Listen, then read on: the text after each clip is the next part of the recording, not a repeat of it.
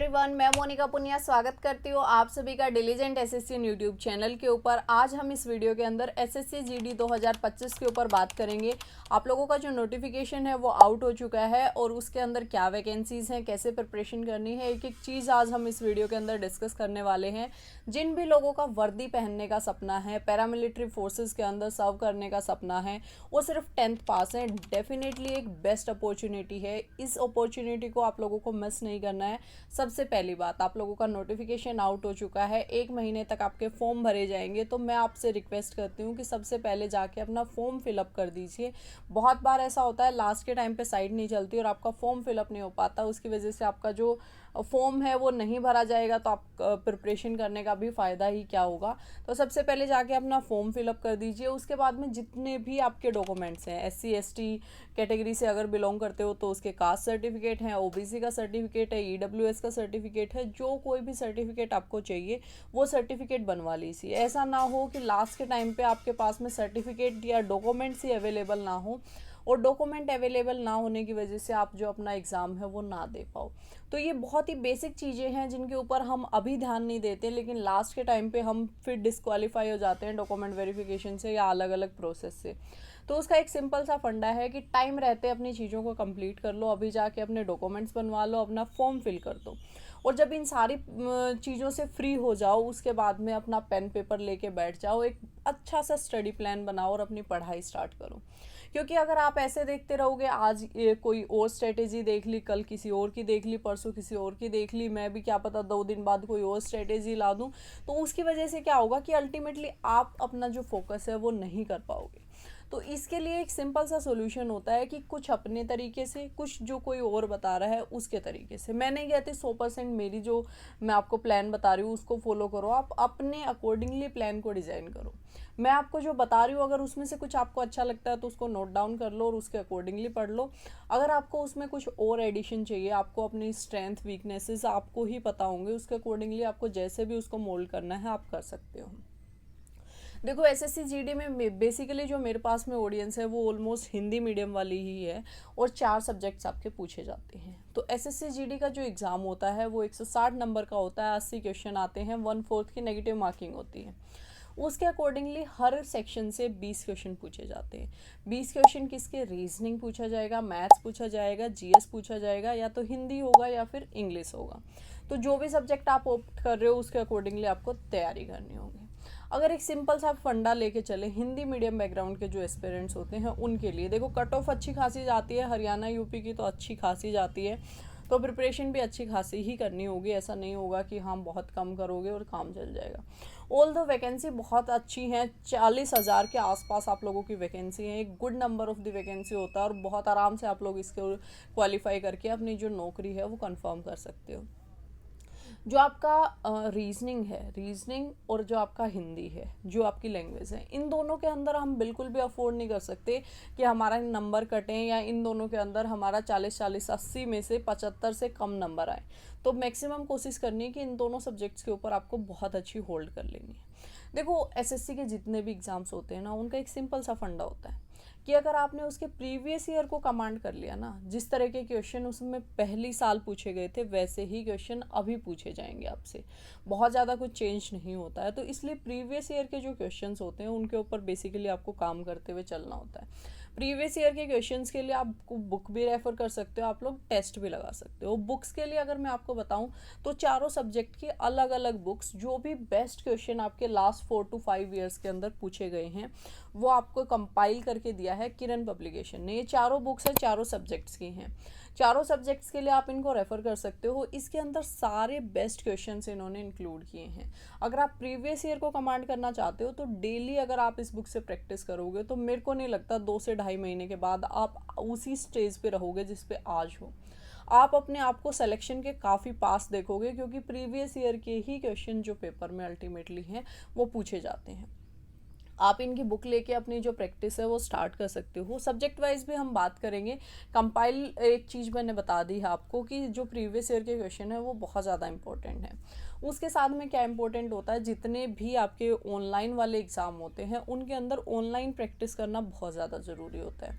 अगर आप मुझे देख पा रहे हो तो डेफिनेटली आपके पास में मोबाइल फ़ोन तो ज़रूर होगा।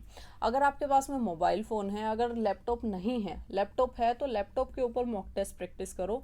अगर आपके पास में लैपटॉप नहीं है, सिर्फ मोबाइल फ़ोन है, तो उससे भी मॉक टेस्ट लगाओ।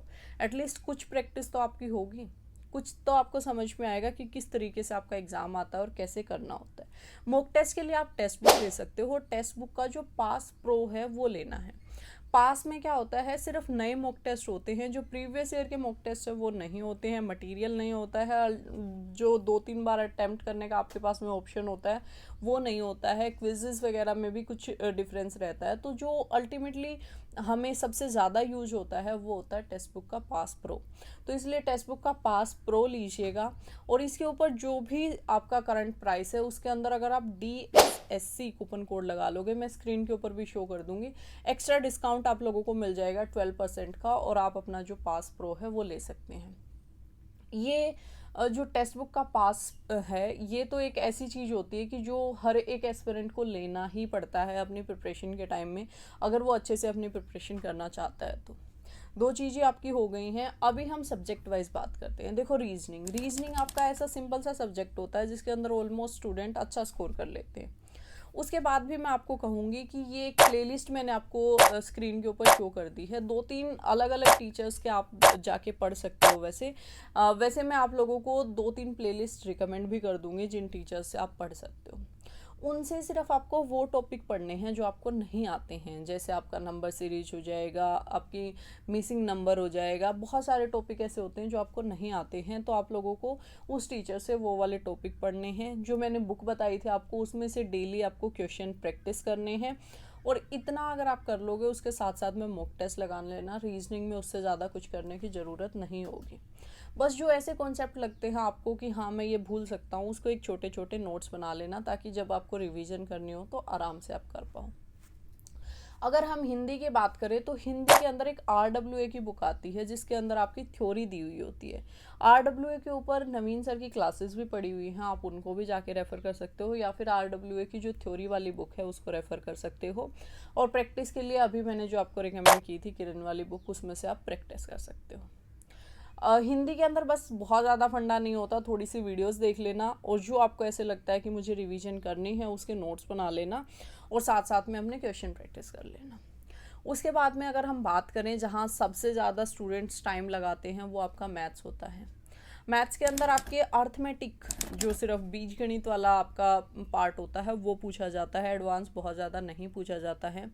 10 से 12 टॉपिक आपके पूछे जाते हैं, और 10 से 12 टॉपिक के लिए अगर आज से हम देखें तो लगभग 6 महीने आपके एग्ज़ाम के लिए बचे हुए हैं। 3 महीने के अंदर आपको टारगेट करके चलना है कि मुझे सारे टॉपिक कवर कर लेने हैं।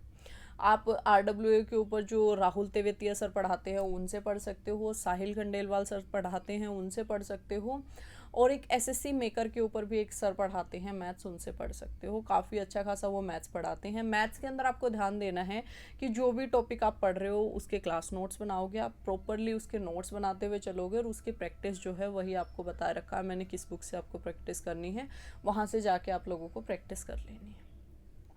नोट्स बनाना सबसे ज़्यादा ज़रूरी है मैथ्स के अंदर। बाकी सब्जेक्ट्स में नहीं भी बनाओगे तो काम चल जाएगा, लेकिन मैथ्स में बिना नोट्स के आप अपनी जो तैयारी है वो नहीं कर पाओगे। तो नोट्स बनाइएगा, साथ साथ में उस पर्टिकुलर चैप्टर की प्रैक्टिस कीजिएगा, साथ में मॉक टेस्ट लगाइएगा। आपका जो मैथ्स है वो उसके अंदर भी अच्छी खासी कमांड हो जाएगी। उसके बाद में लास्ट सेक्शन बच जाता है GS सेक्शन। GS सेक्शन एक ऐसा वास्ट सेक्शन है जिसके अंदर बहुत कुछ करना होता है और समझ भी नहीं आता काफ़ी बार क्या करें कैसे करें। तो उसके लिए एक सिंपल सी चीज़ मैं आपको बताती हूँ। कोई भी एक स्टैंडर्ड बुक ले लीजिए, लूसेंट ले लीजिए, आर्यंत ले लीजिए, या फिर एक किरण की बुक आती है 1 लाइनर वाली, वो ले लीजिए। आर्यंत की जो पतले वाली बुक आती है वो भी आपके लिए मोर देन इनफ होगी। 60-70 रुपीज़ के अंदर जो आती है वो भी काफ़ी उसके अंदर मटेरियल होता है। आपको सबसे पहले स्टार्ट करना है हिस्ट्री पढ़ना, हिस्ट्री, पॉलिटी और ज्योग्राफी। इन तीनों सब्जेक्ट्स के ऊपर आपकी बहुत अच्छी कमांड होनी चाहिए अगर आप GS के अंदर अच्छा स्कोर करना चाहते हैं। उसके साथ साथ में आप लोगों को स्टैटिक GK के ऊपर भी अच्छी खासी कमांड आपको चाहिए होगी। तो ये सारी जो आप एक बुक लोगे जिसके अंदर आपकी सारी थ्योरी होगी वहाँ से हो जाएगा, और इनके क्वेश्चन प्रैक्टिस करने हैं वो आपको जो प्रैक्टिस वाली बुक है या जो प्रीवियस ईयर वाली बुक है वहाँ से हो जाएगा। जो आपका बायोलॉजी है उसके ऊपर भी थोड़ा सा ध्यान दीजिएगा, क्योंकि अभी सीजीएल का जो एग्ज़ाम चल रहा है उसके अंदर बायोलॉजी का भी ठीक ठाक वेटेज आपको देखने को मिल रहा है। और स्टैटिक जीके के लिए अगर आप चाहते हो तो आप अपनी जो बुक है उसके अंदर से भी रेफ़र कर सकते हो, या फिर नवीन सर की एक प्लेलिस्ट है वहाँ से रेफ़र कर सकते हो। तो ये सारी चीज़ें मैंने आपको समझा दी हैं कि एक पर्टिकुलरली सब्जेक्ट के लिए आप कैसे पढ़ सकते हो।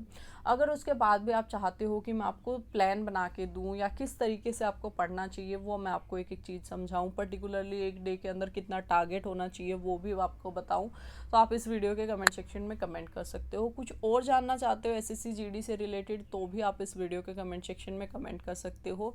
बाकी तब तक के लिए जय हिंद, जय भारत।